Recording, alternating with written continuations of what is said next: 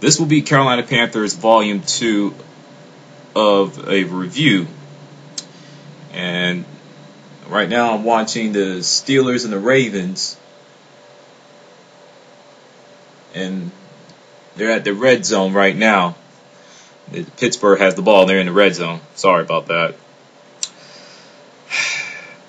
The Carolina Panthers did it again. They completely destroyed the Denver Broncos 30-10 to complete their perfect home record. They are 7-0 at home, which is unbelievable.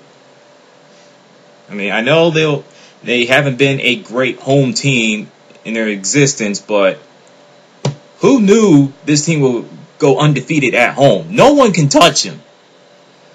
If they go out and beat the New York Football Giants next Sunday night on NBC and go to New Orleans and beat the Saints, they will be a number 1 seed for the NFC playoffs, which means they will have a home field advantage.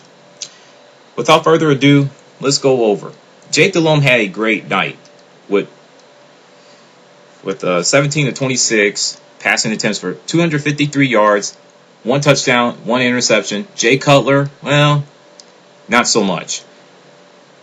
21 of 33 passing attempts for 158 yards, 1 touchdown, 1 interception. D'Angelo Williams and Jonathan Stewart doing their thing. Even though they didn't put up 100 yards rushing, but they still tortured the Broncos rushing D. I mean, with the 56-yard touchdown, yeah, you'll get your answer there. And let alone they scored touchdown each. As for the Carolina Panthers receiving, Steve Smith has completely dragged the Denver Broncos passing defense with 9 receptions for 165 yards, 1 touchdown. Mushi Muhammad did his thing with 4 catches of 70 yards. So I think Brandon Marshall will be a good wide receiver if he can, stay out of trouble and quit being a big baby and quit getting in fights like Joey Porter. He'll be just fine. And the Panthers got to work on their penalties. My goodness. 31 false starts, the most in the NFL. Come on. You can't be having penalty after penalty and expect to be taken seriously. I mean, they have 5 penalties for 35 yards while Denver have 3 for 25 yards. Okay, Carolina Panthers, here's my advice. Stop with the false starts. Stop. It's driving me crazy, and I'm pretty sure it's driving every other Carolina Panther fans insane too. And please work with the 3rd down efficiency, please. 40%. 6 of 13 for the Denver Broncos. I don't know what the percentage. The way it looks, has more, probably a little bit better than Carolina's. Now, let's look at the defense for the Panthers. Let's see. 1, 2, 3. They had 3 sacks, while the Denver Broncos, well, they have 0. Really, you're not going to win any football games. You don't get after the quarterback and can't stop the pass or the run. So, I mean, Julius Peppers is the man. My goodness. I mean, they did a good job. I mean, the passing game for the Carolina Panthers was phenomenal. Just absolutely excellent. I mean, Steve Smith just completely owned every last Denver Broncos secondary. I mean, I think Drake Bly is going to see Steve Smith in his dreams for a long time. I mean, if he's not getting dragged, he's getting stiff-armed. You can't touch Steve Smith, man. You just can't. I mean, good grief. Whew. Yeah, next Sunday night on not ESPN, NBC, they will face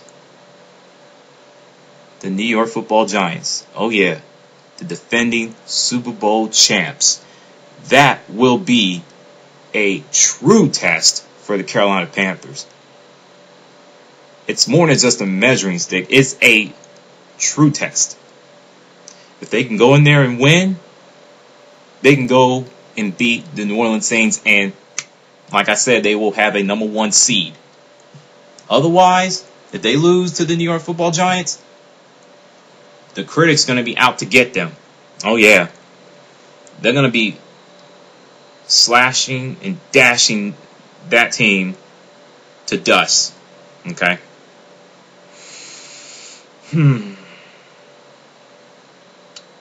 Now, one more thing before I get on out of here. Detroit Lions. Wow, 0-14. Detroit Lion fans, I feel bad for you. I really do. I know what it's like to watch your team lose game after game. I know the feeling. My Carolina Panthers went 1-15 in 2001. That was probably the worst year ever. I think you can beat the Green Bay Packers and the New Orleans Saints. Dang, Green Bay just completely mailed the season in, and I have them winning the division. And I know the critics are lining up and ready to take pot shots at them for getting rid of Brett Favre. It's not Aaron Rodgers' fault. Last I checked, he don't play defense. The defense completely failed the team entirely. Ever since they got destroyed by Carolina at home, even though it was a close game, they haven't been the same. They had never recovered. As for New Orleans Saints, wow. I had them winning that division, the NFC South. I did pick them. I don't know why. So, the defense still stink, and their offense is just phenomenal. Absolutely excellent. And I know people are ready to line up to take shots at Reggie Bush too. Who would have knew Mario Williams would have 2 good years while Reggie Bush will have 2 mediocre years? Who would have thought that? I'm a type of guy who likes to wait and see how the situation plays out before having a conclusions. Thank you for listening. Comment if you wish. San Antonio 17 signing out. Take care.